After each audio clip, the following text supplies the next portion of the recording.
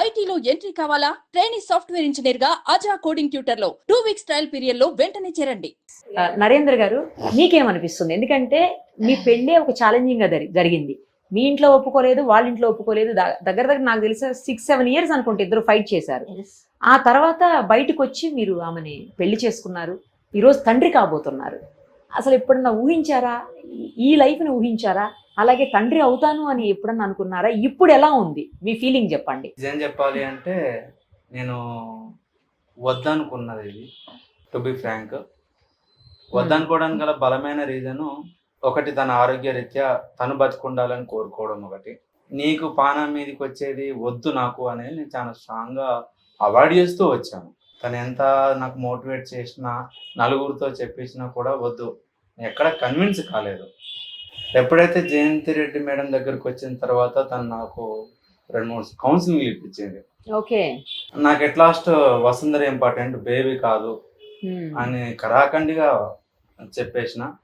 ఇద్దరిని ఇచ్చి పంపించే బాధ్యత నాది, నమ్ము అని చెప్పేసి సూపర్ మేడం అన్న తర్వాత నేను ఇంకా బ్లైండ్లీ ఓకే చెప్పడం జరిగింది. ఈ అన్నిటికంటే ముఖ్యంగా తనే నాకు ఒక బేబీ. ఏమైనా ఎత్తుకోవాలి, రేపు పుట్టిన వాళ్ళని ఎత్తుకోవాలి. ఇద్దరిని చెరకు. సో ఆమెను ఎత్తుకోవడంలో నాకు బాగా అలవాటు, ప్రేమ ఇవన్నీ ఉంటాయి. చాలే అని అనిపించే ఒక సందర్భాలు చాలా ఉన్నాయి నాకు. నువ్వు చాలే, ఐ ఫీల్, నాకు మొదటిగా తండ్రైన ఫీలింగ్ అయితే లేదు.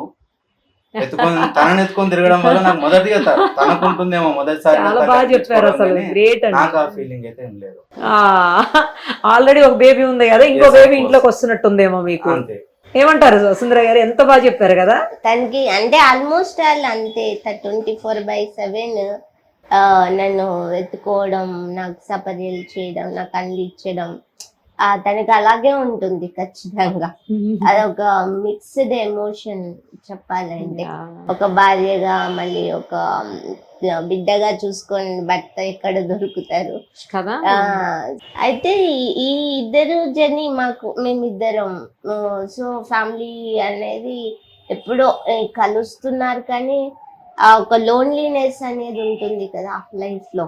మాకు ఒకరు ఉంటే అది ఫుల్ కంప్లీట్ అవుతుంది. నేను వద్దనుకోవడానికి కూడా ఇంకో రీజన్ ఉంది. ఏంటండి అది? మేమిద్దరం ఏదో అలా సంచరిస్తూ బతుకుతున్నాం. అందరు వదిలేసిన తర్వాత మాకు పుట్టే పిల్ల, తను వసుంధర రెగ్యులర్ ఓ మాట అనేది, కామానికి కాదు పుట్టాల్సింది, ప్రేమకు బాధ్యతకు పుట్టాలి అని చెప్పి. కరెక్ట్ కదా మరి. సో ఆ బాధ్యత ఎత్తుకోవాలి అంటే ఫైనాన్షియల్ కూడా ఫిట్ ఉండాలి. అది రావడానికి చాలా టైం పట్టింది మాకు.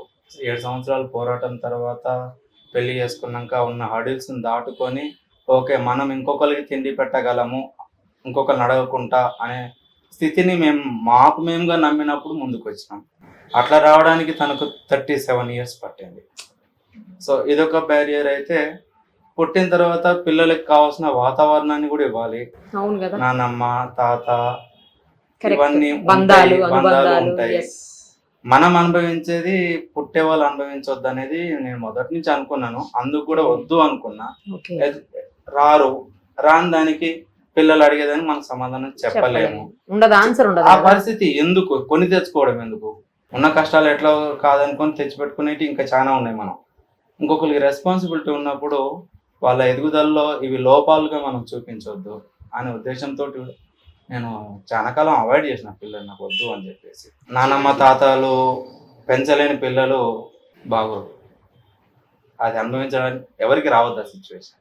కనీసం ఇప్పుడైనా వాళ్ళు వచ్చి మీతో మంచిగా ఉంటే బాగుంటుందేమో ఆలోచన లేదా వాళ్ళకి? మేము మాక్సిమం ప్రయత్నం చేసాం నిరుపమ గారు. మొన్న కూడా వాళ్ళకుండే అపోహలు లేదా అపార్థాలు, అంటే ఒక కుటుంబంలో మనుషుల మధ్య ఒక గ్యాప్ వచ్చిన తర్వాత అది మళ్ళీ గ్యాప్ ఫిల్ అయ్యి అవన్నీ పోవడానికి టైం పడుతుంది. ఏమోలేండి, మీ ఇంట్లో బాబో పాపో వస్తే వాళ్ళే వస్తారేమో, మనవడు మనవరాల కోసం, తెలియదు కదా.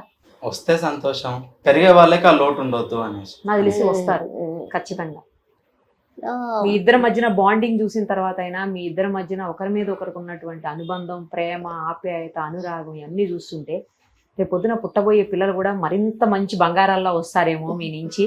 వాళ్ళని చూసుకోవడానికైనా మేబీ వాళ్ళు వస్తుండదు. సో ఇలాగో అమ్మ వచ్చి అంతా చూసుకుంటుంది నన్ను.